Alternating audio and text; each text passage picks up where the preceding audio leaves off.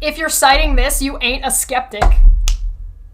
Yes, correct. You know what? And you know what his response to me finding all this and looking at where this information was actually coming from and citing his source? Conspiracy theorist. He called it a conspiracy. Tracking to try to find the original, which led to nowhere. It did nothing. Did I find that linked to the original piece? I only just found about this from Jen now. And that's following a source for information. Yep. Being a skeptic and looking at where things are coming from and to see if they're reliable and then finding and looking for a primary source. That's how Definitely you conspiracy. verify your citation and resources, John. You fucking Peer review is a conspiracy. Un-fucking believable. This guy is unfucking believable. I cannot with this. Alright, anyway. So yeah, this is bullshit. So his citation is trash. So yeah, citation needed because you didn't actually cite That's it. what I'm saying. This is You didn't beneath cite us. anything. This is beneath us. Yeah. Why? There you go. Where is it? However, a straightforward question about how suggestible... You said it was rhetorical! Pick a lane, dipshit! Can you decide, Straightforward John? question about how suggestible 11-year-olds might be. That's that not wasn't what it the was. question. Nuh-uh. And It was that's what about counts. whether they can He's a rely. liar. You acknowledge that up here. Where is it? Here you go. 11-year-olds who cannot self-report reliably. That's different from whether or not 11-year-olds are suggestible. Yeah. That's so dishonest of you, John. Seriously. Do we even want to read further? I don't know. We're only like a quarter of the way through this one. Do you think it deserves any more attention? I don't know. I kind of want to see what he said about this, just because I can see my tweet coming up. Yeah. Go for it. Has been demonstrated by the factors which permitted by the GIDS medical scandal to persist for so long have certainly not gone away. Shut the fuck up. Yeah, shut the fuck up, boy. So my tweet said that because he said, what's weird about this question? That I didn't call weird, I called it stupid. It's not weird, it's ignorant, stupid, and insulting, at minimum to anyone who knows anything about science, the medical field, or philosophy. Why is it ignorant or insulting? Oh, by the way, he later said that he never asked for any kind of explanations on anything. This is, look at him coming in here without an invite. Weird. The question seems clearly rhetorical to me. Oh, and now it's rhetorical. Is it straightforward or is it rhetorical? Yeah, dude, decide. He obviously knows that there's no such test, which is highly salient given that that self-reporting of 11-year-old is unreliable. Prove it! Well, what is he ignorant of? Who is he insulting? I literally already said who he was. Anybody who knows anything about science, the medical field, or philosophy. My entire chat is insulted by this. What is the scientific or medical test that is used to diagnose depression or anxiety? How do we assess pain level? If this question is rhetorical, then what is the rhetoric implying? It's implying that there is no scientific or medical test to determine if a child is trans, in quotes, before prescribing consequential drug treatments, whereas there are indeed tightly defined criteria before a child would be prescribed drugs for disorders and depression or anxiety. That's not the question. He didn't answer the fucking question, which is stupid and insulting and very, very, very dumb. Self-reporting is science, and it is medical testing. That's this. We are doing the work for you, John, and you're refusing to, No, I didn't say that. I said, what do you want, to find gay in the blood? No, I didn't say that. Then what test would... Then you did say that. What kind of test are you asking for, then? What do you want? You want a physical test. You don't know what you're asking for. You don't know what you're asking for. You're pulling shit out of your asshole, and you refuse to listen to people who know what they're talking about. Sorry, Jen sent me something. I'm gonna go get it. Yep. I'm gonna go get it. Thanks, Jen. Oh, look at that. You know what she did? sent me a fucking reference to the Norwegian article. Oh, look, claim. Norway has banned gender-affirming care for minors. False. The country has not changed its guidelines on gender-affirming care for minors, which currently includes non-surgical treatments, but recommends against surgery for under 18 in most cases. The thing that literally everyone's been saying. Wow. An independent Norwegian healthcare board not associated with the government recently proposed increased restrictions on such care, though not an outright ban. But it has no authority to institute the changes. Norway's health agency is considering the recommendation, but confirmed nothing has been banned. As Republican lawmakers across the U.S. ban gender-affirming care for minors, oh look, it's America doing that shit. Social media in recent days shared a misleading article to falsely suggest Norway has been making similar changes. Jen. Get fucked, transphobe. Jen, my girl. This is why we do what we do. This is why we do what we do. Exactly. Did I scream into your ears? Shush. No, you're fine. You were like. Oh no, I was just adjusting them. They were falling. Oh, okay. I was like, you yelled so loud that they vibrated and started falling out of my ears. Oh no. John, leave the Twitter, leave the internet, delete your YouTube channel. Fuck off.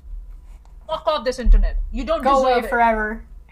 Yeah, don't come back. No, I didn't say that. And here we go, where he's back to acknowledging that he would treat his kid like shit. If my 11-year-old child told me they were gay, I wouldn't consider someone who has barely begun puberty to fully understand what that means. Why? Do you expect them to understand what straight means? And you know, like, an 11-year-old won't come and tell you, Dad, I'm gay. No, they're going to say, Dad, I like boys. That's what they're going to say. You know what they're going to do? They're not going to say anything to him. Yeah, actually. With this attitude, nuh-uh. Mm-hmm. Also, so you would dismiss what they have to say. Yeah. I wouldn't consider. You're dismissing them. You're not deciding to sit down and have a conversation. You're not deciding to explain to them more about what that means and what that would entail. You're not going down and having a conversation with them about safe sex. You're dismissing them. At the age where they're going to start exploring this. Yep. I did. You're a shit dad. I don't know. Way to just say that with your whole chest. Yep. Also, this is so this isn't us misunderstanding your children, because we're talking about hypotheticals. You. And you. That the hypotheticals that you presented to us. Yep.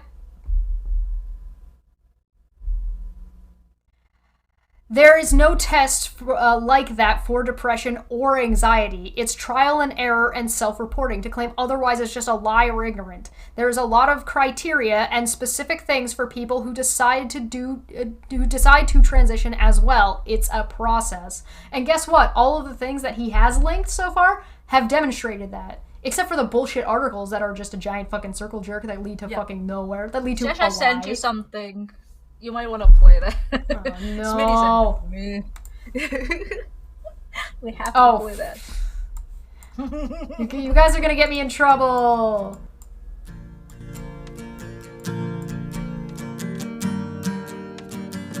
This is for you, John. Dedicated to you. This is gonna get muted for later. Yeah, why not? Shut the fuck up. You're a fucking cunt. Shut the fuck up. You're a stupid cunt. Suck my dick. I haven't heard that in so long. Classic. So that's gonna be, that'll be muted later for anybody who doesn't know we played Shut the Fuck Up. Yeah, there's some things you only get to enjoy while you're live. Yeah, sorry. Catch us next time. Hit the bell. Subscribe. Support the channel. Send me $1 once a month. Thanks. Alright. I don't believe that's accurate. I don't give a shit what you believe. Nobody fucking asked. Yeah, nobody asked for your beliefs. Dude. I believe that the DSM has very specific criteria to meet before a child would be prescribed drugs for, say, an anxiety disorder. One of the things that he linked in a previous article that we looked at was talking about the DSM and how it addressed gender dysphoria. You dumb motherfucker.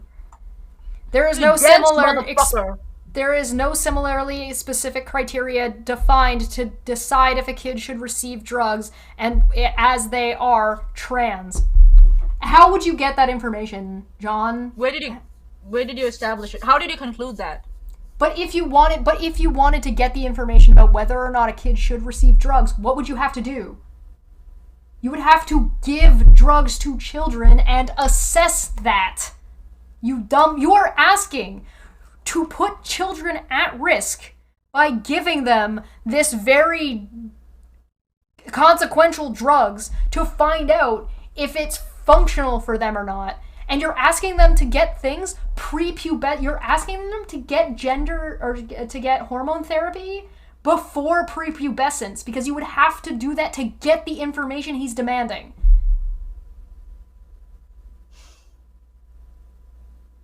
John is advocating for killing children at the end of the day. Mm-hmm. And he doesn't even realize that's the consequence of his rhetoric. Dead kids, dead trans people. And even if we got what he wanted, right? Even if he got what he wanted and trans people weren't getting any care, and we did all the medical testing that we would need to do on a bunch of fucking kids, then what you're ending up with is a lot of fucking damaged children who were given hormone therapy before puberty. Just to see if that would be beneficial or not. Something that is completely not necessary, because you don't necessarily need to give hormone therapy to people who have not hit puberty yet. There are exceptions, but it's not standard care.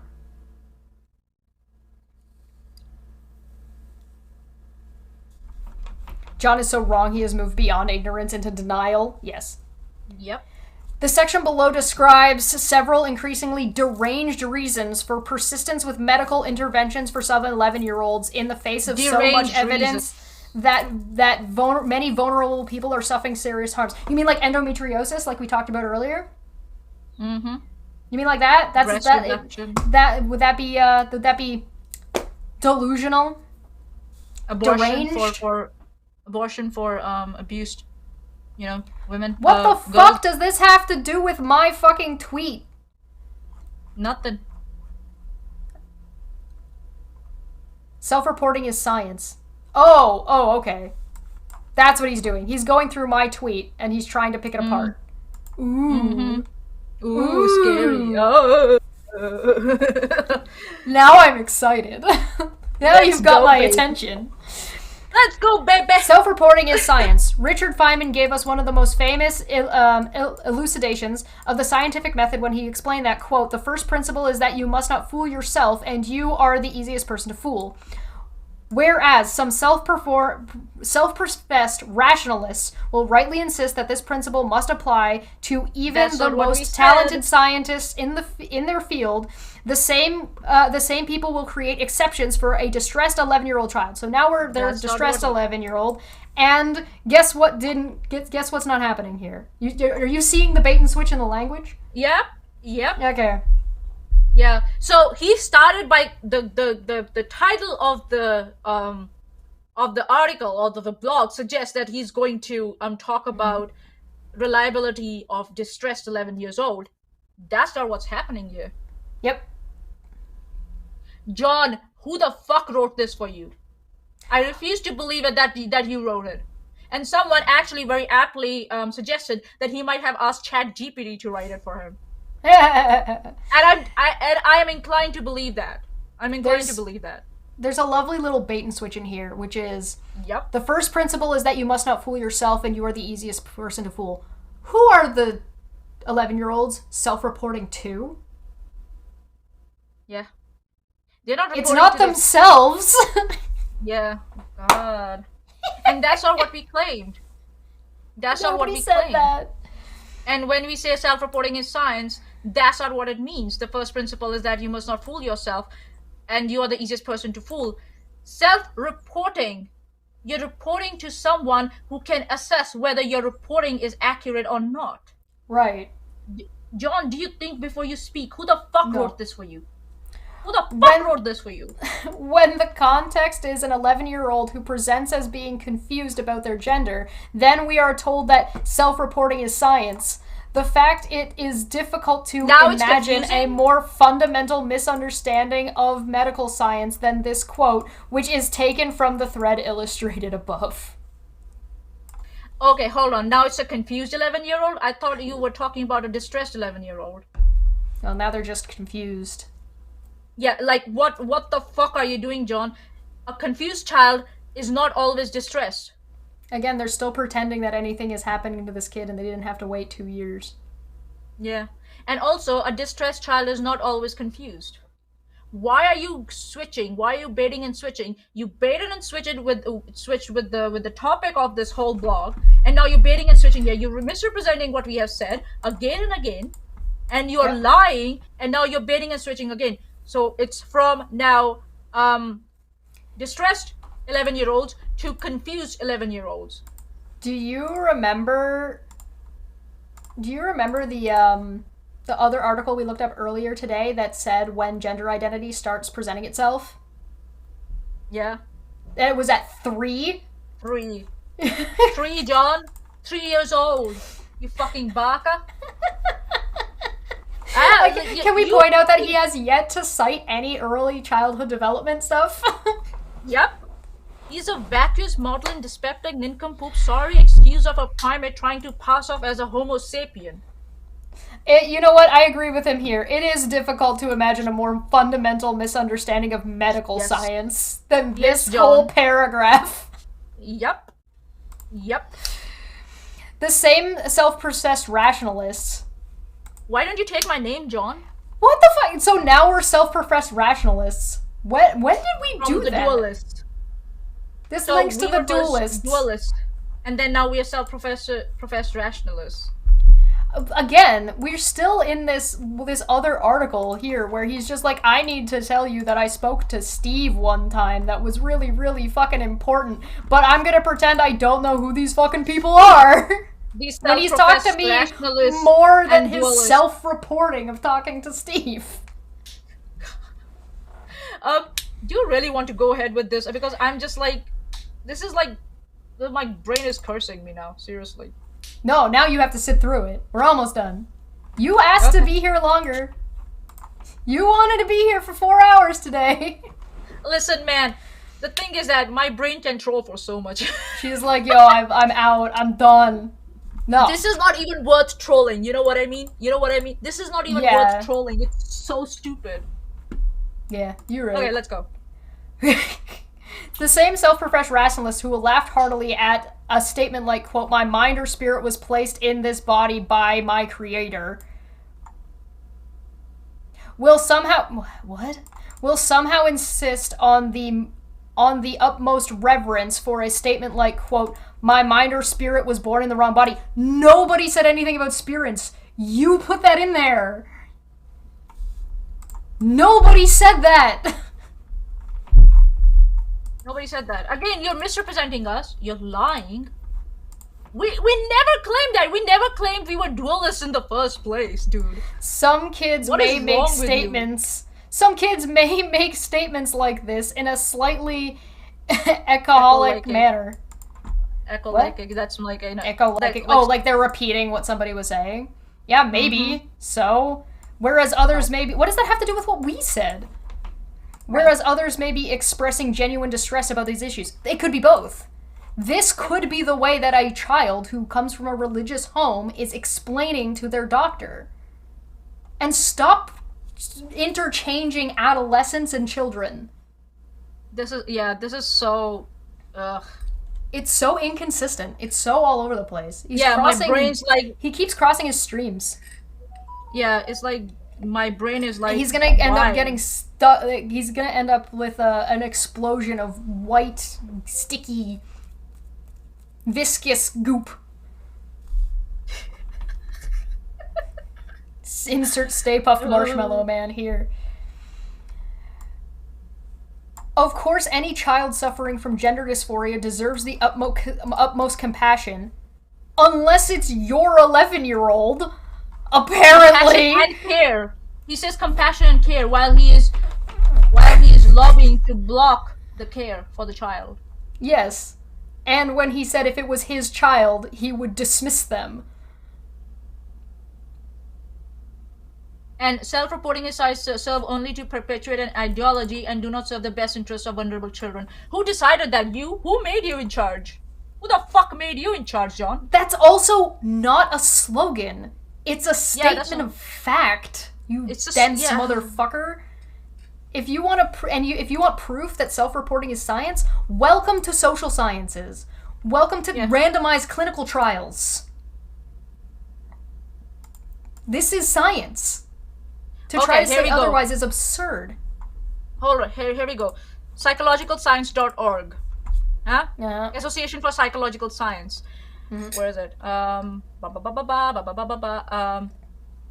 It says, the issue of self-report as a primary tool in research and as an unavoidable component in healthcare is of central concern.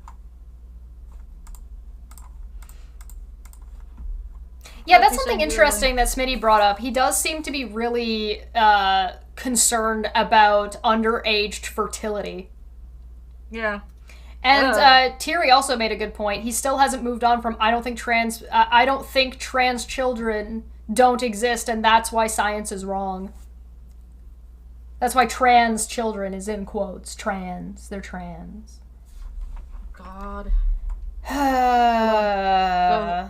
Studying the effects of actions on the human mind can't ignore self-reporting, whether psychological or medical. Yes, you need it for both. Correct. Yeah, so it says the issue of self-report as a primary tool in research and as an unavoidable component in healthcare is of central concern to medical and social science researchers and medical and psychology practitioners and many other scientists. John, you asshole. It's one of the reasons why you need a really large sample size, and one of the reasons why you citing something with like 150 compared to this one, which was 1,000... Oh, no, hold on. How many people were in this one? 60... No, that's the result. Where's the number? Where's the number? Whatever. It's in there. Go find it yourself. I forget. So yes, John, self-reporting is science. God. And I explained that with my personal example. 64 were randomized. I explained it with my own example. With my depression and anxiety. It started with self-reporting. And I even explained, though I shouldn't have to share my personal notes from my psychologist, but that's what my psychologist would. Manya reported improvement in moods, and that's why they were removed from the Johnny Depp Amber Heard case. Amber Heard couldn't bring all of the fucking notes from the interpretation of the self-reporting in the doctor's notes. And Polly makes again, all transgender adults started as trans children, regardless of whether or not they were out at the time, and regardless about whether or not they were able to assess themselves, and whether or not they got care that they needed. Mm-hmm. Self-reporting serve only to perpetuate an ideology. No. And do not serve the best interest of vulnerable children. It's not an ideology, and it's not a slogan. It's a matter of fact. Comparison to mental disorders. Well, gender dysphoria is in the DSM. I'm gonna tweet that link to John and say, self-reporting is science, you dense motherfucker. Gender dysphoria is in the DSM. It is if I'm not mistaken, it is classified as a disorder. Or is it not a disorder? Hold on. Let me double check. It might be classified as something else. Yeah. Let me just double check, because the gender dysphoria concept designated in the DSM-5-TR as a clinically significant distress or impairment related to gender incongruence, which may include desire to change primary and or secondary sex characteristics. Not all transgender or gender diverse people experience gender dysphoria. And in the American Psychiatric Association. So it is a psychological distress. There you go. God. Gender dysphoria is being trans is not. Yes, exactly. Yes. Okay. So comparison to mental disorders.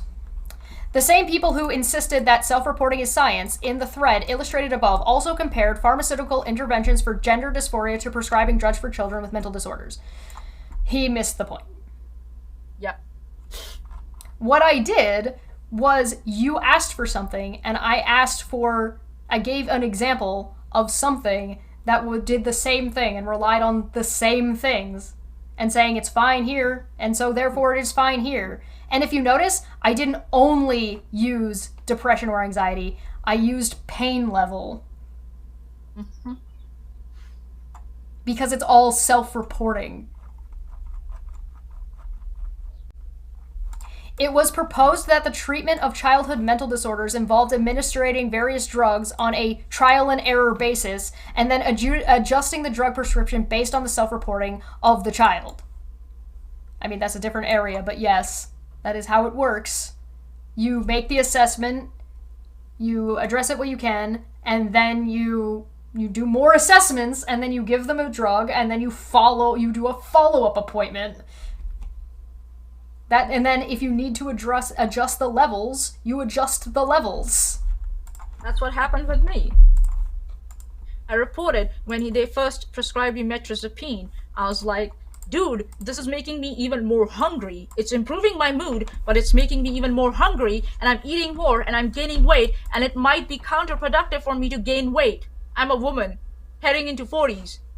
It's not good for me to gain weight, and it's causing me more anxiety because I am insecure about my weight. Sometimes, not all the time, but it does add to my anxiety. So what did the psychologist do on that self-reporting? He switched the medication to a new one, another type. Jen sent us another NIH article.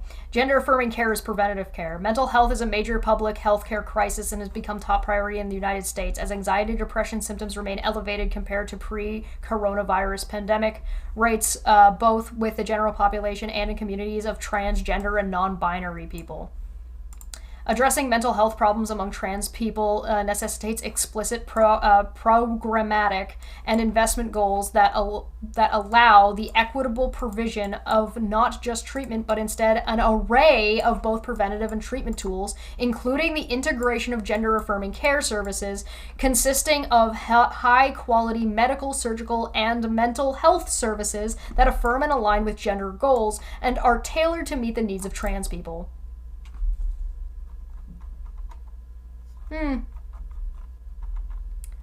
Specifically, prevalence estimated of lifetime suicide attempts, severe psychological distress, and clinical depression are as high as 40%, 39%, and 52% rates are estimated to be 9, 8, and 6 times more than the general U.S. population at 4.6%, 5%, and 8.4% respectively. Wow, it's almost like trans people suffer from a lot of shit.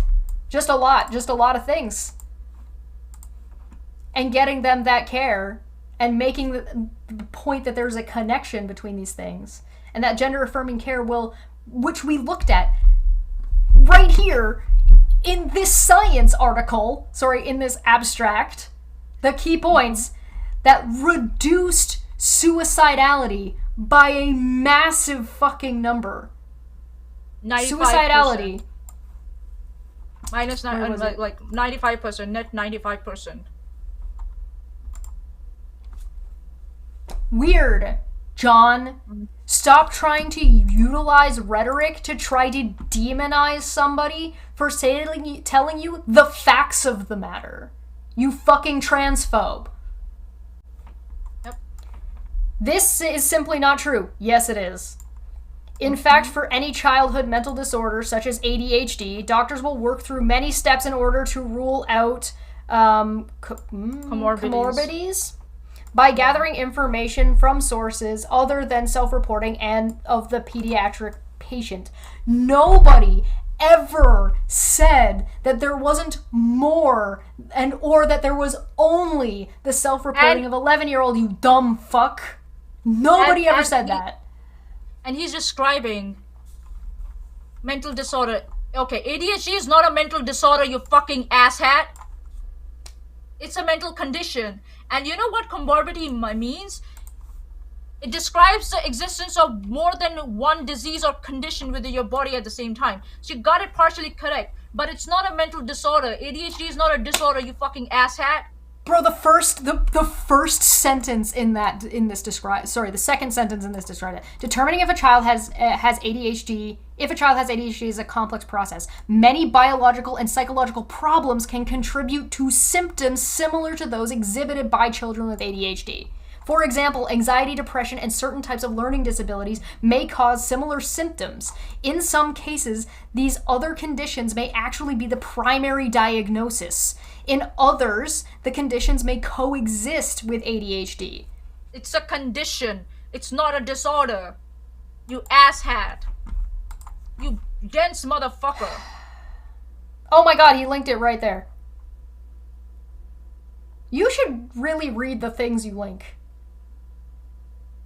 I think so he was in such a rush to come up with something to counter our stream that he didn't read what the fuck he was putting in his blog.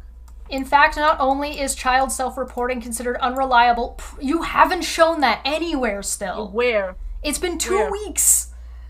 Yeah. When diagnosing complex medical conditions, a child's reporting of their own outcome from their own treatment is also considered unreliable. A child never does that. Oh, look, quote, a review of studies on child self-reporting among 8 to 11-year-olds. I'll put it up in right.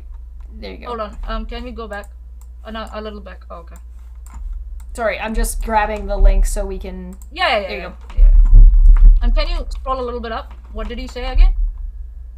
So, in fact, not only is child self-reporting considered unreliable when diagnosing complex medical conditions, a child's reporting of their own outcomes from their own treatment is also considered unreliable. I don't think so. We ask children that. Yeah, if it's just their own self-reporting, yeah, that it is most probable that it will be unreliable. But if you have a way to verify whether that self-reporting is accurate or not, then yeah, it will be reliable. You have to verify it. But you don't disregard it, you asshole. You don't downright dismiss it. How much you want to bet that he did this quote the same way he did the other one? Where it's like chopped up and not accurate? Bet now. Bet now. Bet now. Yes, John is ableist too. It's obvious from the way he writes. Yeah, absolutely. Yeah, look at this. Despite recent Despite recent advancements in child pro-assessment, barriers to the widespread use of child report measure tool remain. Developmentally normative variations in the cognitive capacities needed to accurately self-report, which is especially pronounced in middle school, makes it difficult for end users to determine whether they should administer proms to a child, and once data are collected, whether they accurately reflect the child's true health state. Accommodative techniques, such as illustrated or multimodal administration of items, are intended to support children's self-report capacity. However, research on these techniques is limited by the lack of validated methods for detecting invalid pro-responses at the individual level. We conducted a systematic literature review to identify previously used methods for detecting invalid pro-response data. Thereafter, we explored association among some of the identified procedures by applying them to existing child report data.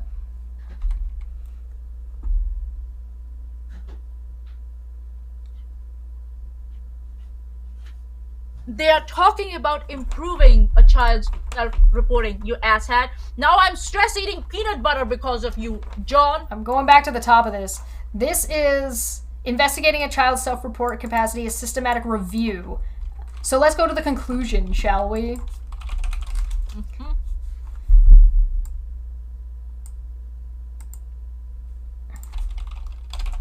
Conclusion, there we go.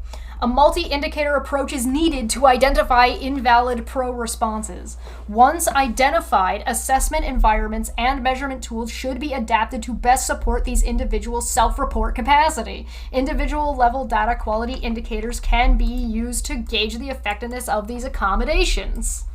So we know that you have to take what they say with a grain of salt. That doesn't make them unreliable. It doesn't mean that they're lying, and it doesn't mean that it means that it's not necessarily accurate to the medical terminology and what somebody's going to be able to do. The perfect example is when a child is reporting abuse.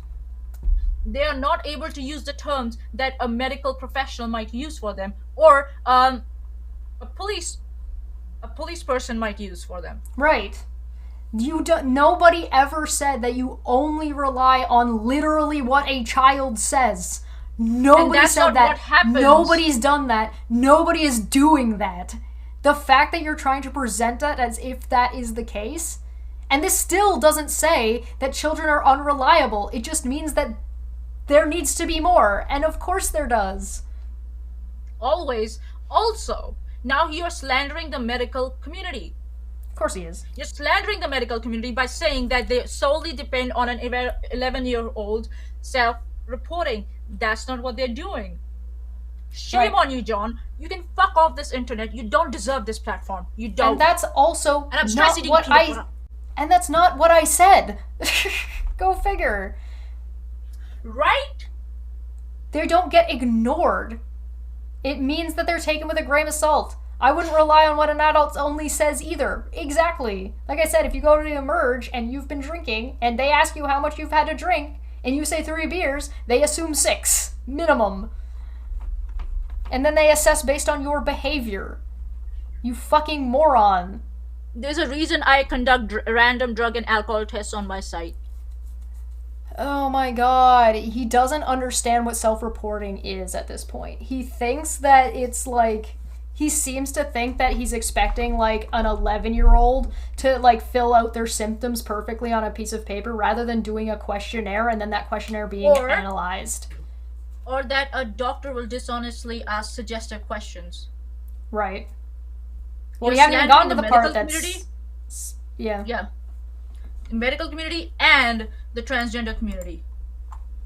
You wanted to know, like, what are the results of your rhetorical question? Here, I spelled it out for you. Mm-hmm. It's a dangerous rhetoric. You're slandering the medical community and the transgender community. It's not as if the doctors and the people from transgender community don't get attacked physically almost every day. Yep. Have you seen nurses, how they get attacked like almost on daily basis? Have you seen doctors? They get attacked physically on daily basis. And you're adding fuel to that fire dishonestly. Based on lies. Based on pure lies. I don't know if that's an oxymoron, but you still haven't demonstrated that children are unreliable as self-reporters. What you've demonstrated is that additional tools need to be used to help a child communicate, which we all fucking know. That was never in question. Also, again, this article, you started from as if you were going to provide proof that 11-year-olds are not reliable. You switched to that they're stressed, and then you switched to they're confused, and then you started to work on Shesh's tweet. Can you pick a lane? He hasn't even demonstrated the initial, because the initial is this is how suggestible are 11-year-olds, which has nothing to do with anything he's presented so far. Yep. Most parents will read language like this in a scientific paper and roll their eyes at the conclusion that states the blindly obvious. Yeah. Oh my god. Because they don't understand it. Of course, like 11-year-olds will often repeat things that they have heard without fully understanding the ideas that they are expressing. Well, I mean, the assessment was what ages? Oh, sorry, hold on. 8 to 11, if I'm not wrong. 8 to 11. Well, he said 8 to 11. I want to know what this says. No, it says 8 to 11. That's why, yeah. Child report data collected from 1,780 children ages 8 to 11 years. And this is about the responses to pro measures, about things that will help them communicate better. Patient-reported outcome. So that's what pro means. Helping children report better is relying on self-reporting, you dumb fuck. Oh my god. It's improving self-reporting. It's not like self-reporting can't be improved upon. And you don't disregard it and dismiss it outright. And to say and to imply that doctors depend only on self-reporting is ridiculous. Wow. Fuck my life. Of course, 11-year-olds will often tell adults what they think those adults want to hear. Yeah, when those adults are abusive. Like you. Like you, John. Of course, how interesting of you to tattle on yourself like that, especially when you described in the tweet above how you would treat your child. Mm-hmm. Of course, 11-year-olds will often be suggestible. No, that's a new thing. That's a new claim. Good job. Good job. And we're back to citation needed. It's utterly bizarre that some people will insist for an 11-year-old self-reporting is science. It is. How else are you going to get the information? How are you going to assess the pain level of a child if you don't ask them? How will you come to know that the child has been abused or not? You know, yeah, you can see, sometimes you can see physical, injuries on a child, but a lot of time, majority of the times you don't. How are you going to, assess in that situation? And if a toddler comes to you and says that someone hurt them, you're not going to believe them? Yes, of course, you're going to investigate further, but you have to start by believing them and considering what they said or they reported to you. You have to take that into consideration. If you're not going to take it into consideration, you're going to drop it right there and do nothing about it. That's what you're suggesting we do if 11-year-olds want care around gender, gender stuff. The piece that he linked is relying on the self-reporting of 8-year-olds to 11-year-olds. How do you think doctors find out if a child has cancer? John, how do you think that? It is even more absurd that this only seems to apply when the child is talking about one topic in particular. No, I gave a plethora of examples. Abuse, physical, sexual abuse. If they're depression, suicide, pain tolerance, anxiety. This is ideology and not medical care. That is this article. Yeah, this is ideology. This whole article, yes, John. All your articles are ideology. You're the one who's only applying this to trans kids. You fuck. Yeah. Or actually what it is you're not even applying this to trans kids. You're applying this with the concern that some cis kids might end up starting puberty later. Wrong to question in any way. Many rationalists... Why do you keep putting these labels onto people? You know who I am. I've never identified myself as a rationalist. Many rationalists have, so wait, am I a rationalist or are we dualists? Or are dualist rationalists, can those coexist? Because I would argue that John does not think that they can, based on his articles so far. Oh god, my fucking brain is cursing me right now. It's like, what, girl, why? Bro. Bruh. Many rationalists have noticed that when an ideology becomes impossible to defend, its adherents often resorts to condemning those who question it. Dude, I ripped you apart. But you said the question was rhetorical. Yeah, why are you taking it so personally? In the video above, Hannah describes leadership at the GIDS that referred to any questions about the citation needed. In the video above, she describes she's self-reporting that this happened. Do you have transcripts of that to show what she's saying is true, Mr. Skeptic? I thought the blog was about reliability of 11-year-olds. No, this is he's gone back to the Tavistock. Yeah, but I thought that's what, looking at the title of the blog, I thought that's what the blog was about. Hey, guess what? It's not that your question is transphobic. It's your behavior around getting actual information. It's your insistence on refusing to look at the facts. It's your statement that kids need to have care and they need to have access and they need to be treated with empathy, kindness, and consideration. And then you refusing to do so. And insisting that you're right in doing so. It's the way that you're asking your questions. It's the way that you're asking these questions rhetorically, knowing that you have an answer in your brain and your answer is anti-trans people. That's what makes it fucking transphobic, you dumb fuck. You're welcome. Please try not to eat all my crayons. I would appreciate it.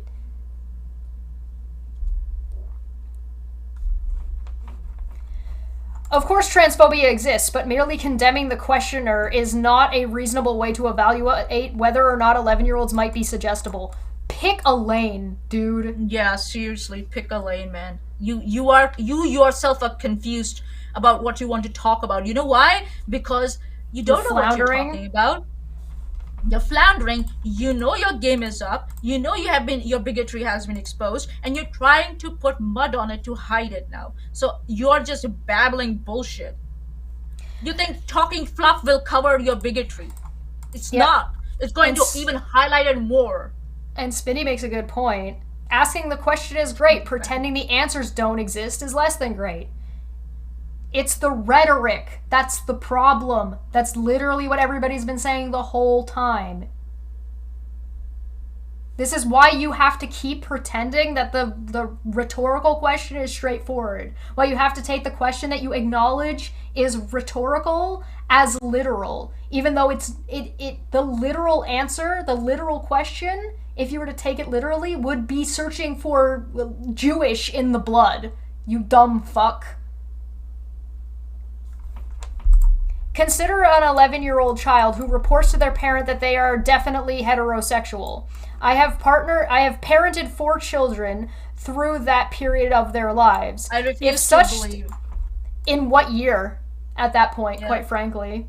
Because, parenting a child now is different from parenting a child 20 years ago, which is different from parenting a child 50 years ago, which is different from parenting a child 100 years ago. Especially a transgender child. Mm-hmm. Have you parented any transgender or a child from the LGBTQI plus community? Have you? If I was his child, I wouldn't tell him. Yeah, the way he's somebody should send this article to his children if they're adults now. They would love to apparently they've read it and watched our video, according to him. And they find it hilarious. Citation. I believe that totes true. Totes my goats. I have parented 4 children through that period of their lives. If such a statement were made to me, I would think that it could be accurate, or that it could be a simple restatement of a comment picked up in a different context. If it's heterosexual. Because that's not what he said if they came out as trans or gay. If they were gay, he'd say they didn't know what they were talking about and wouldn't know what that is. So there's an exception for heterosexual. Yeah, always. It could be that an 11-year-old has carefully considered their own sexuality and come to a definitive conclusion, or it could be a child that has barely begun puberty and is not yet able to understand their own sexuality. You know, puberty isn't like the defining line of that, right? Yeah. Of self-actualization. Puberty doesn't guarantee that that children start considering their sexuality. We have read a research right here on this show right now, today, which says children start thinking about their sexuality from the ages of 3. And again, Polly's right. He's confusing sexuality, transgender with sexuality, identity with sexuality. And also, sexuality doesn't mean talking about kissing or sexually, being interactive with someone. Sexuality means whether you like someone or not, whether you like a particular gender or not. That's what sexuality is about when they start thinking about it from the ages of 3 going towards teenage years. So I don't know why John is treating the topic of sexuality or exploring the sexuality at a younger age as an ick. Why are you not citing any early childhood development work? Not one. Nada. But that's okay. He's about to just completely flip-flop. Here in this half of the paragraph, he's saying how he would consider this and how he would take it into account and how he'd have to adjust that for, like, a heterosexual kid. I don't think such a statement would be reliable coming from an 11-year-old. But you just said how you would just take it into consideration and how it would be reliable. Is he just using the word reliable differently? Like, he thinks that reliable means that it's 100% accurate? Because that's not what reliable means.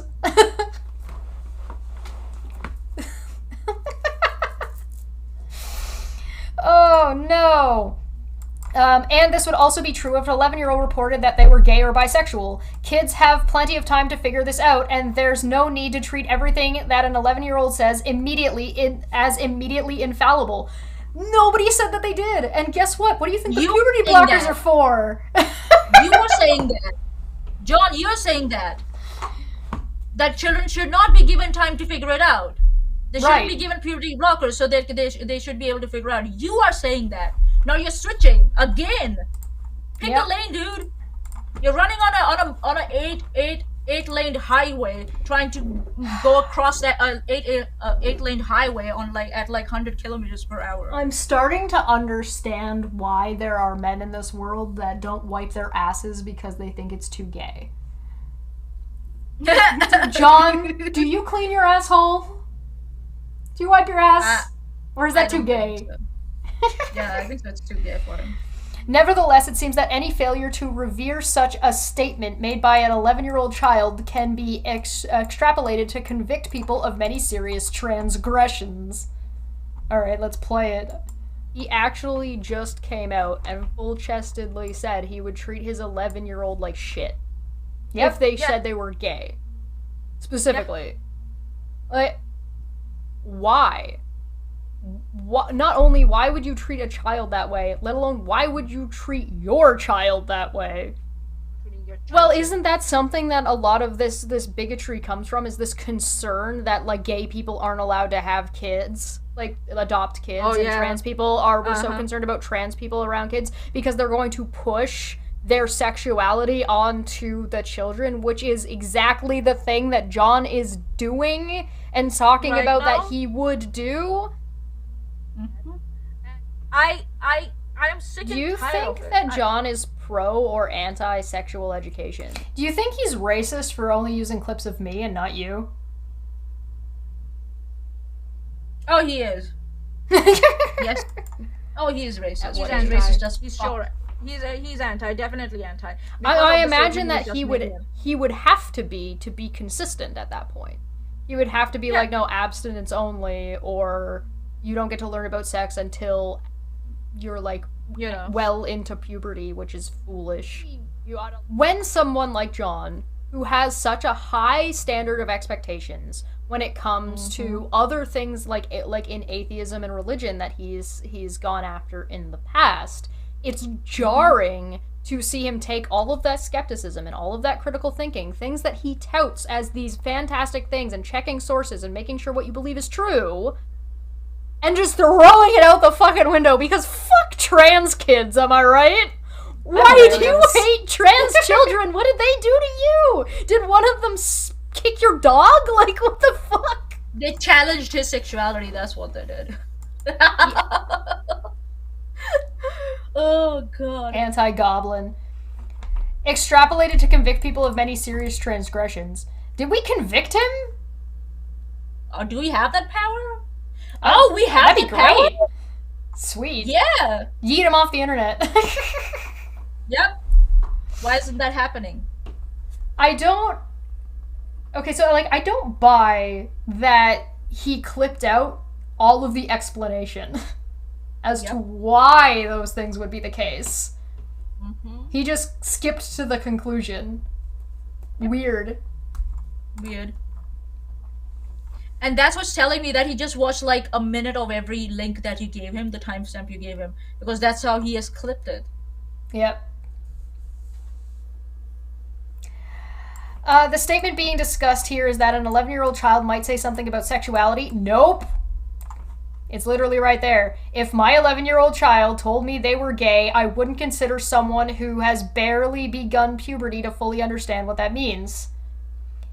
With the context of me saying, me saying, like, I mean, I should probably just go back up. Because he was responding to me saying, self-reporting is necessary and medical. And he's just bringing up kids and their sexuality. And you fucking, brought your own like, kids up. Your and you own brought, shit.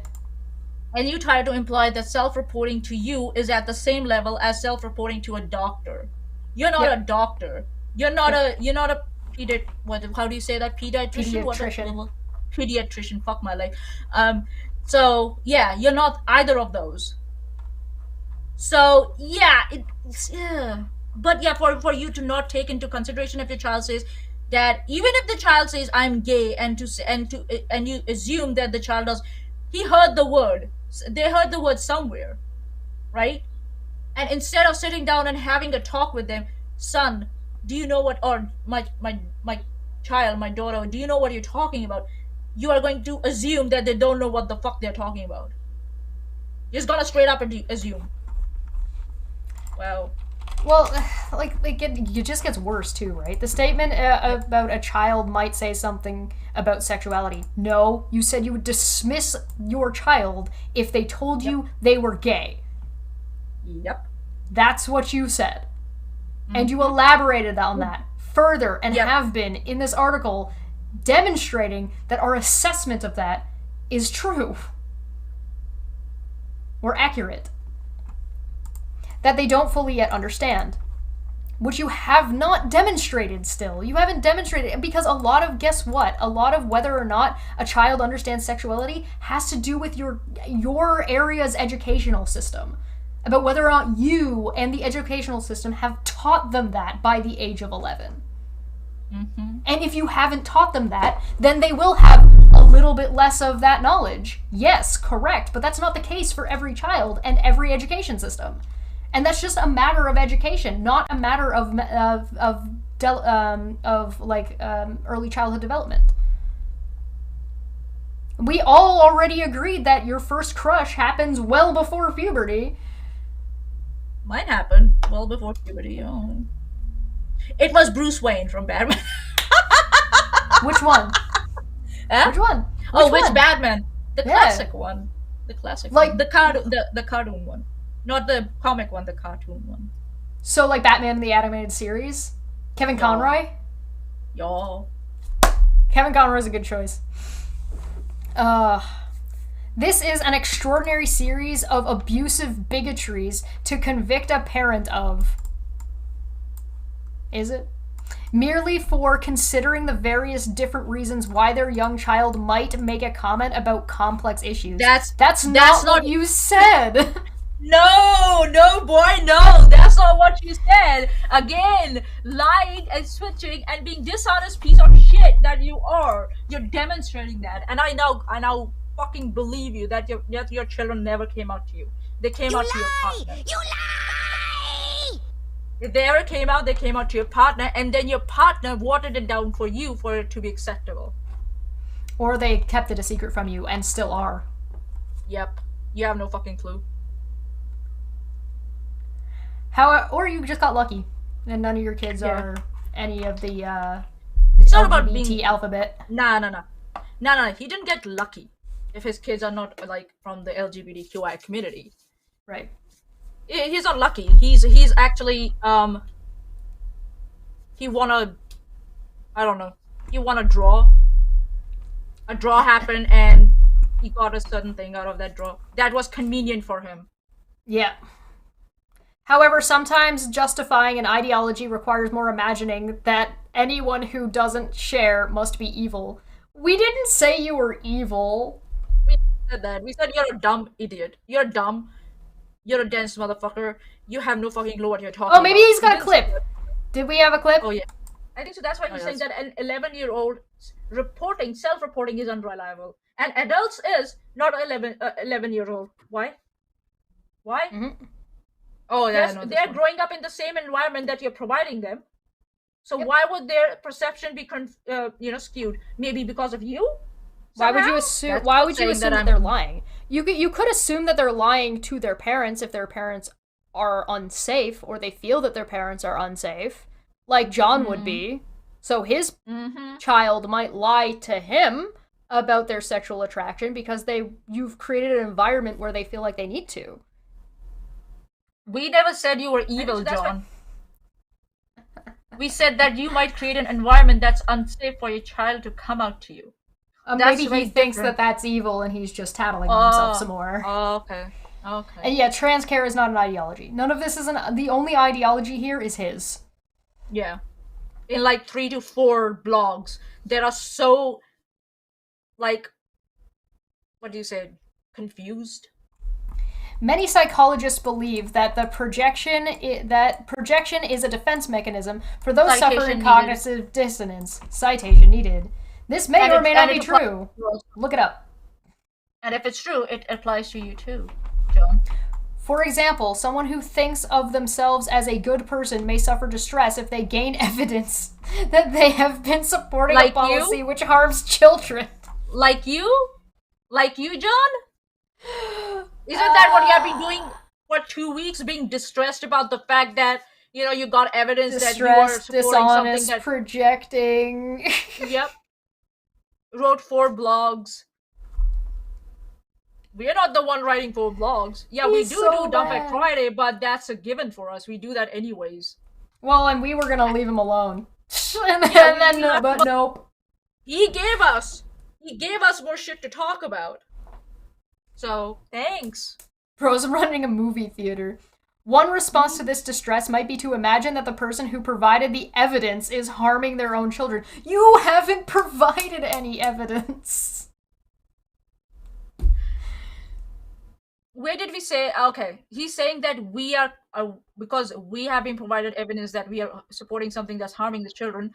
We are projecting, and we are saying that he is someone who is definitely harming his children. You put that in a tweet, you dense motherfucker. Unprompted. We didn't ask you about the children. No one did. You did. And now you're blaming us for it. Yep. Oh, isn't that what projection is? Oh yeah, right, okay. Mm-hmm. Denial of reality. Many rationalists have noticed, you just start a lot. You need to find a way to start your sentences differently. Yeah, we are dudes or rationalists. Who are we? Maybe he's the rationalist. Many rationalists have, we're irrational.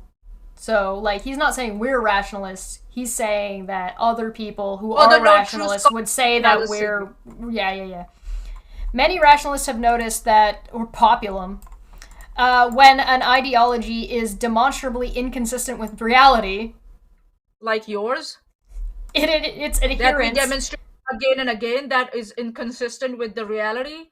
Gets busy denying reality. Mm-hmm. Yeah.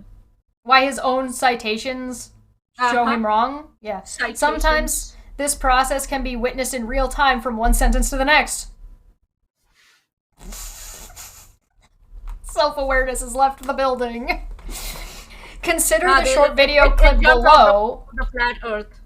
About how the BBC report on the GIDS, which was described above, since there was no agreed criteria at GIDS for when life-altering drugs should be prescribed for gender dysphoric kids, many children were given unnecessary pharmaceutical... The people weren't getting... The issue was the people weren't getting care that they were supposed to be getting, not that they were getting care that they shouldn't have gotten. You dumb motherfucker. I'm skipping this part. As a result, the GIDC closed down. Wrong! Watching the clip below, it's amazing how the human mind can clearly absorb the specific details of the story and then within a few sentences begin denying reality of those same details. The clinic was rated as inadequate by inspectors who visited late in 2022 after the BBC's Newsnight program reported whistleblowers' concerns. What are the concerns? Shall we see? Yep. Oh man, I want to drink. Some patients were referred onto a gender transitioning pathway too quickly. So it means there's a criteria.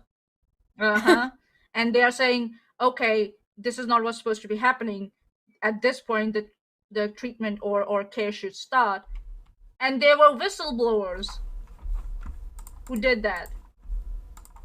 So that's a good thing. How are That we means denying there is a anything criteria. here?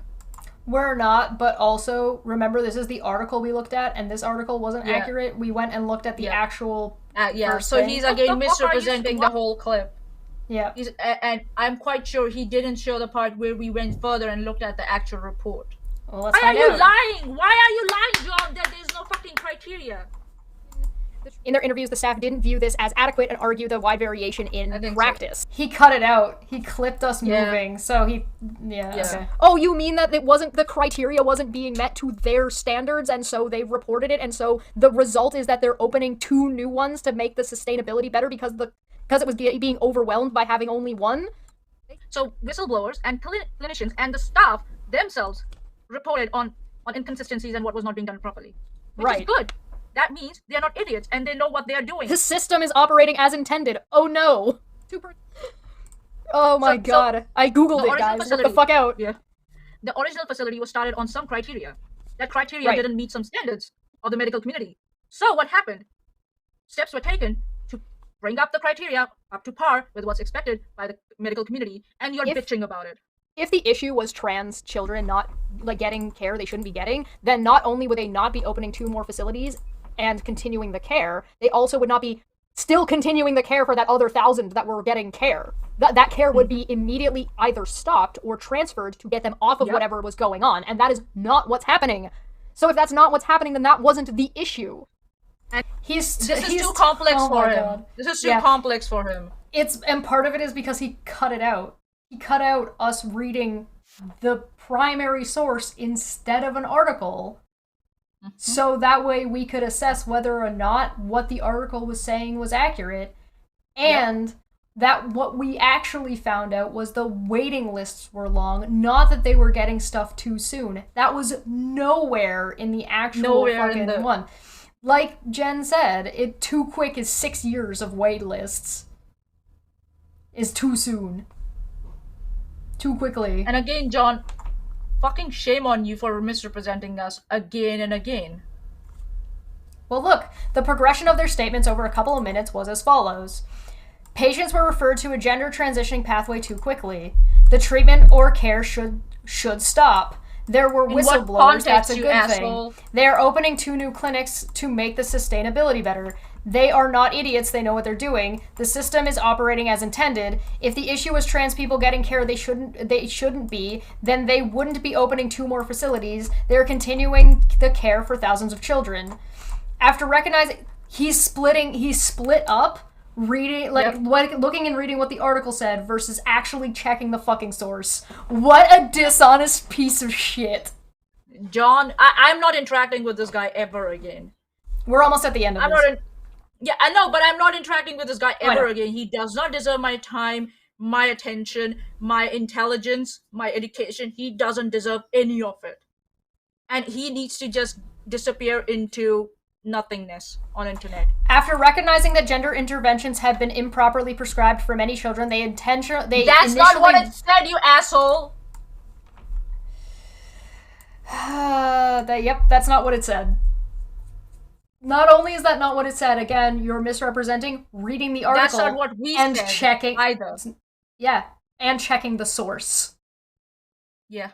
Why didn't you show us checking the show source, John? Why? Because It's like if he took a clip of us reading his statement and then clipping us saying as if it were true and then talking later about one of the sources we looked at. That's what he just did. You know we read shit on Dumb Fekk Friday that's wrong all the time, right? That's the point of the show. And so what we do is we take a thing and then we look at it and see if that's true, and then we look at it to see if it's true by looking at primary sources. Dude, he needs It's almost like there's almost like a bit that he clipped out where he said, "Oh, so it wasn't because they weren't getting or they were getting care that they shouldn't be getting. It's that they weren't getting care they should have been getting." He just clipped that whole part right out of there. Weird. Funny thing that you lying piece of shit. They initially welcomed the whistleblowing that brought an end to the incredible harmful medical scandal. I mean, yes, whistleblowers are good. They should exist. We've always said that, yeah. Whistleblowers are part of the system, operating as intended. Within a few sentences, though, they were welcoming the idea that this care might be applied to even more children by doubling the number of clinics. Because that's what happened! Yes, we're glad that children are getting appropriate care. We are glad about that, yes. Less dead children, less dead trans people is a good thing, John. And how come? So are you saying that if we are appreciating the whistleblowers, then that means that it's... So he's misrepresenting what the whistleblowing was about. Yes. That's what he's doing. He's lying about what the whistleblowing was about, and shame on you, John, for doing that. The whistleblowing was not about children being given harmful prescriptions. It was that they were not getting the care they deserved and were entitled to. Two very different things. And you lying about and switching it. I don't want to ever speak with you again. I don't want to ever acknowledge you again. I don't want to ever speak with you again. You need to disappear into obscurity.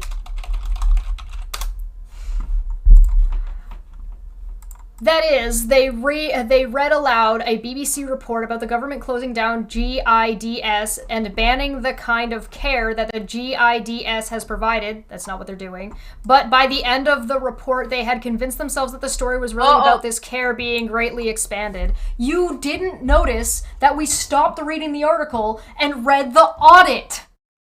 We read the original report that BBC was citing, and citing it incorrectly. Right. Places. And we criticized that. BBC doesn't mean that it gets everything right all the time. That's the same argument he made about Forbes. He was just like, well, it's from Forbes, so therefore it's right. That's not how that works. That's not skepticism. If that's how research was done, John, I don't think we would have advancements in medical field that we have today. We wouldn't have much of anything. Nothing. We would still be in the jungles. The bigotry of punctuation. Whereas that's the quote one for the trans. I gave him the grammatical, interpretation of the quotes. I gave it to him on Twitter, and he's still whining about it. Except, instead of accepting that he was wrong for doing that. Well, he's still doing it.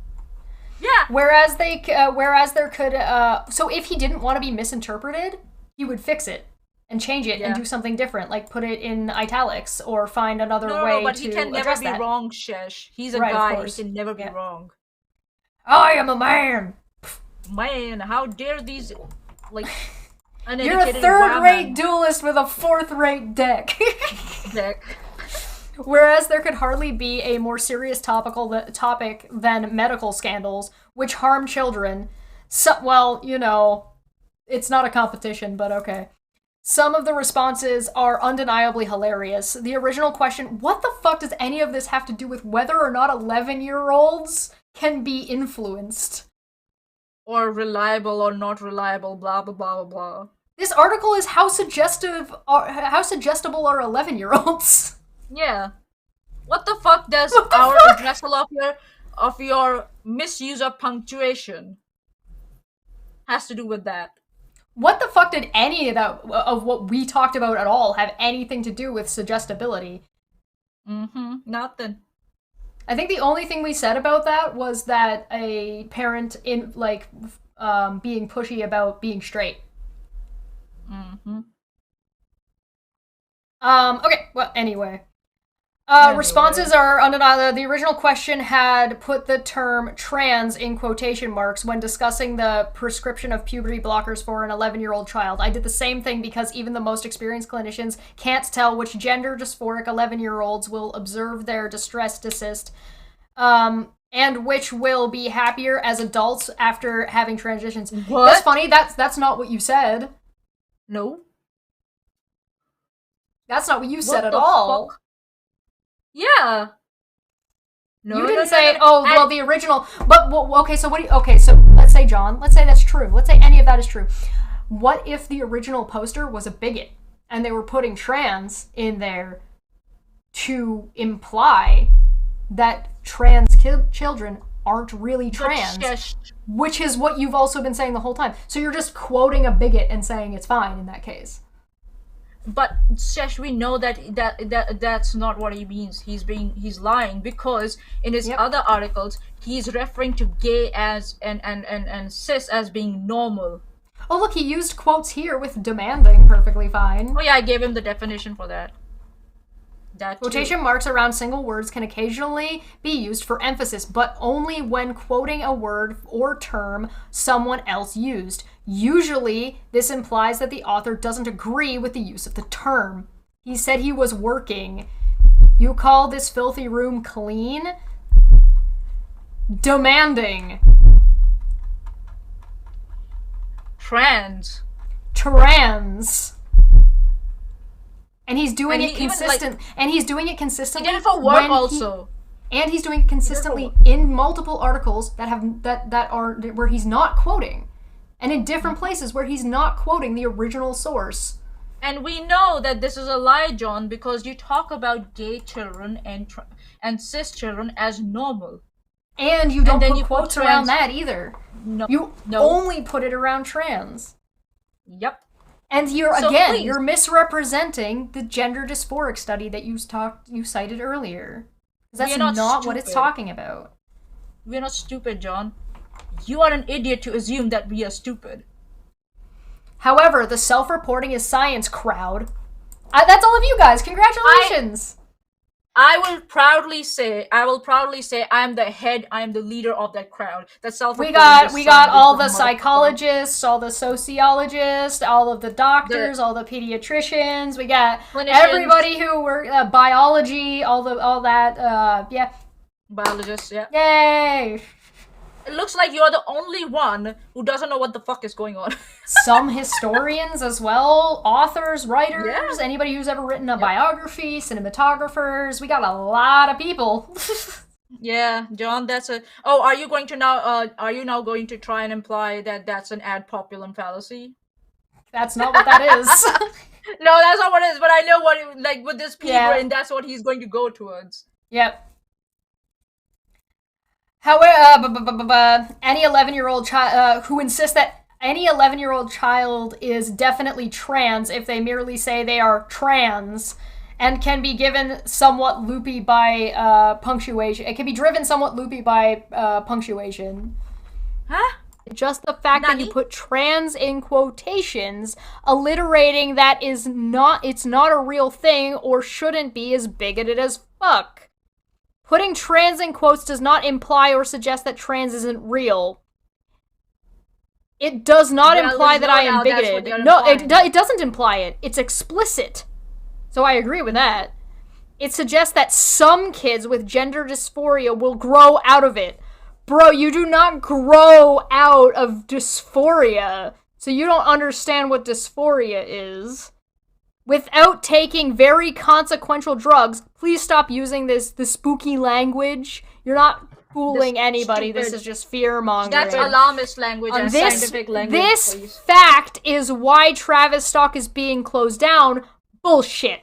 We looked up why Travis Stock is being closed down. You are fucking full of it. So either you didn't look it up and you're ignorant as to why, and you're just projecting what you want it to be onto its closure, which is dishonest, or you know why it's being closed down and you're lying. So which is it? You're this type of dishonesty, or you're this type of dishonesty? Pick. Pick. He's put it in quotes to say that some. No, you would say trans kids and some kids who think and change. Or you would say, you wouldn't even say trans, you would just say some children. You don't do that. You specifically put trans in quotes, and you didn't just do it in that one I screenshot. You did it the entire time, and it's in the initial question being asked. And what happens if I put question in quotes? What does that fucking imply? Bitch. English is so hard for somebody who's from an English country. I love it. English is my second Go back to sucking Tucker Carlson's dick. I like that you I left am that glad part he in there. kept that in there. I'm so glad he kept that in there. Why did Me he calling keep him that bitch part? and you telling him to suck Tucker Carlson's dick. Go back to it. He's already doing that. Yeah, go. Yeah. On the other hand, right? Like, there's this whole like, he doesn't get it. Nope. And he He refuses doesn't to try get it. and he refuses to try and understand it. This contribution was no more deranged than any the rest of it. But at least it ended up being pretty funny. Thanks. If not for the reasons intended. Approval, I guess. Thanks for the approval, my master. Did you notice that all of the clips he provided were only like maximum all of them were under 3 minutes? 3. And Yep. and those ones that were 3 were clipped into smaller ones, like maybe a minute long segments, meaning he never actually pulled up a full clip or a full thought, or like he didn't actually address anything. This is being called leave a reply. Specific. Should we? No. Shall we? This is our reply. I mean, I guess I could just link this video. Yeah, why not? Link it. Or I can link it. Here you go. You wanted a reply. Here's your reply.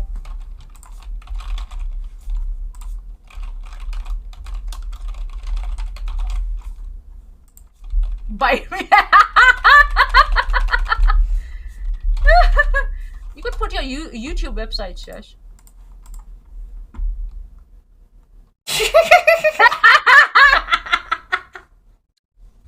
Comment is awaiting moderation. And do not go to that article and reply with the link to this live stream. Definitely don't do that. Don't do that thing. But I am going to provide you with a link to the article for reference only, so you guys can read it for yourselves and see that we did not say anything out of context here. Actually, can you reply by providing a link to that original report, also the Travstock report? Because he doesn't seem to want to read it. I'll do that. It's okay. Reply with the Pink Guy song. Shut the fuck up. Nah, he's You're gonna a cry. Oh, stupid you're cunt. Shut the fuck up. You're a stupid cunt. Suck my dick. Well, he's sucking Tucker Carlson's dick. Listen. All this is he is an old man and he's digging a hole. Diggy hole. Diggy hole. Like, I don't know what else to tell you, man. Like, this one kills me, right? Like, Stonebutt responded and said, you claim puberty blockers often lead to sterility. Which is, listen, it's been 4 hours. My tongue is now, like, having time. Understandable. Which is a factual lie per the study you cited and other reputable organizations on this subject. The actual side effects of puberty blockers is lower bone density, which is negligible, and it's treated by taking more vitamin D. Tidy whities have greater effect on fertility than puberty blockers, and and by lower bone density, it's slightly lower bone density. Your refusal to deal with factual truth is why Chesh and Manya rightly ascribed the label bigot to you. Hi, anonymous person. Yeah, he's got something about people not using their real faces and names on things. He's basically, but he only does that to people who disagree with him. Mm-hmm. Weird, funny that. Mm-hmm. And I think so because of their picture, he is assuming that it's a female, so that's why he's talking to them in this way. Could be. The last time you sent me lots of baseless insults and citations was incredibly tedious. I'll give you one more chance. Oh. The article doesn't say that puberty blockers cause sterility. Read it again. Thanks for taking such interest in all of my articles.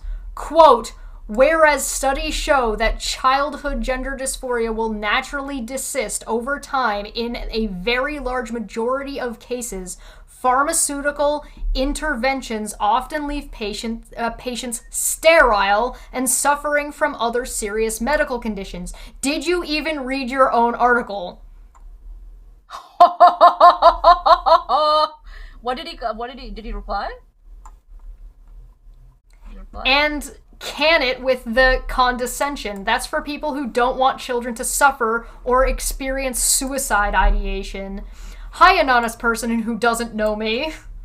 The pharmaceutical intervention referred to was puberty blockers with a promise that cross-sex hormones would follow shortly thereafter. 2 years. He's switching. He's back to that 11-year-old. Yes. Yeah, he's switching now. He's not answering the question like, did you read the fucking thing you quoted, you asshole? No, you didn't. And you know it. You know it. Bye now. Obviously, it's convenient to now get out of here, isn't it? If Fucking you're too coward. busy shouting bigot to read the article, then I'll wish you a good day. Bye now. Stonebutt literally posted your own article to you that showed you that you did in fact talk about people being sterile. Are you fucking kidding? If you're too busy to read the article, it's literally underlined. Or do you selectively pick up chunks from articles that conform with your biases? Because that's not how you read journals and articles. You can't accuse anyone of not reading anything if you can't make it past the second sentence of the very thing you're citing. You're saying puberty blockers cause sterility. You are an illiterate liar and a bigot. Go back to school and learn reading comprehension. I think I saw somebody post a comment somewhere for something else that just said, just go find the nearest school bus and get on it. That was You're a lying, condescending human of a coward, John. Shame on you. And then he didn't respond. Yeah, because I don't have anything. Yeah. I don't have anything else to say to him. Suppression of puberty we read all this. Yeah, we did that, and we also saw that there are solutions around that. So we also know that if I look here, where hold on, that's a different bigot. There's always another one. Bigots. There's always more. September, please end. Right. Wake me up when September ends. Here I was. John, stop, please. You're killing me here. So he knew. Yeah. Because here he is. I tweeted out yesterday, because I retweeted this with a link to this live stream. So that's when he wrote that final blog after you tweeted to him. Hold on a minute. No. He wrote this blog. No. He wrote this blog. I retweeted it and being like, "Stop, please." Oh yes. And then I posted the link to this live that's happening right now. He responded, "Really? Because you seem very angry when you made that 4-hour video all about me. You asked us to address all of your shit. We spent 4 hours addressing your shit. Then you demanded tweets addressing it. Then we did a video about it because that was easier, quite frankly.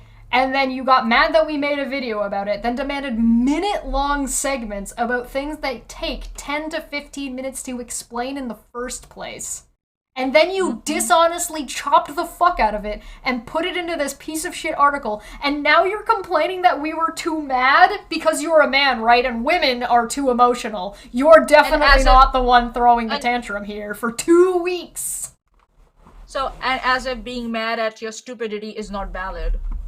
As if, well, it's not even mad at his stupidity. As if being angry at bigotry is invalid. Is invalid, yeah. Just because it's way man. Right. Not the whammons. My 4 kids did find your various references to them very funny indeed, though. We didn't reference your children. I refuse to believe. Yeah, we never reference your children, and I refuse to believe that because we know you lie. We also know that you didn't actually watch the full context. So whatever they found was funny was, even if you did show it to them, was out of context clips. Yep. And on top of that, what we did talk about was the hypothetical 11-year-old that you brought up unprompted. You're delusional. The angrier you got about them, we were never angry about them, the funnier they thought it all was. Very entertaining, keep it up. Pixar didn't happen. Yeah. This is just a screenshot of me doing this and talking, which I do on a regular basis, so that's not... Yeah. He didn't even pull a clip where we're being... He didn't even pull a clip where we were angry. He just pulled a screenshot. Dude, do something, if he would have, pulled something off, where I'm calling him a bitch, maybe that might have been convincing. No, this is the clip of when we're explaining the the grammar to him. And if you listen to that clip that we just listened to a couple minutes ago, we were laughing. When were you mad at your kids? Yeah, he didn't respond. Yeah. Tell you when we're live. Cheers. You really imagine doctors in charge with a scalpel and whack someone's dick off when they're children? Honestly, they haven't even investigated what kind of care is being proposed so they can properly object to everything that seems to be free to breathe under the sun. Or being free under the to breathe under the sun. You know who does that? Who does that? People who promote female and male genital mutilation. Yep. They do that. To babies. As young as babies, yeah. Well, John cropped money out of the screenshot. Yep. Come on, man. Come on, man. Oh my god, Manya, will you be the Mike Wazowski to my Sully? You just always like a fake sticker or something over your face. Oh my god. There's always a bigot fish. Yeah, you right. Oh, God. That's a longer tantrum than my toddlers throw. Yeah. Manya, how dyspeptic is he on a scale of 1 to 10? I said 20 plus. 20 plus? Damn, that's high. Yeah. Alright, well... John decided that he did not want to show up, I guess, despite being made aware of a day before and acknowledging that. So, Mr. I'm gonna call everybody a fucking coward is a fucking coward. Oh, surprise, surprise. Lay fucking gasp. I'm sure all of you are just taken aback by this and utterly and completely surprised. Like, who could have thought? Who could have seen this coming? Yeah. Who thunk it? Thierry says I don't think he wrote that himself. I mean, Stonebutt did definitely give us solid reasoning to think that he didn't write it since he didn't know what was in his own article. Mm-hmm. So... I think so he just fed everything to ChatGPT and then asked me, can you write a good argument to like oppose whatever is in this whole thing? And ChatGPT was like, all right, how can I make a fool of you? Bam! My baby said he wanted to be circumcised. I trust his self-reporting. Yellow-bellied, lily-livered vermin.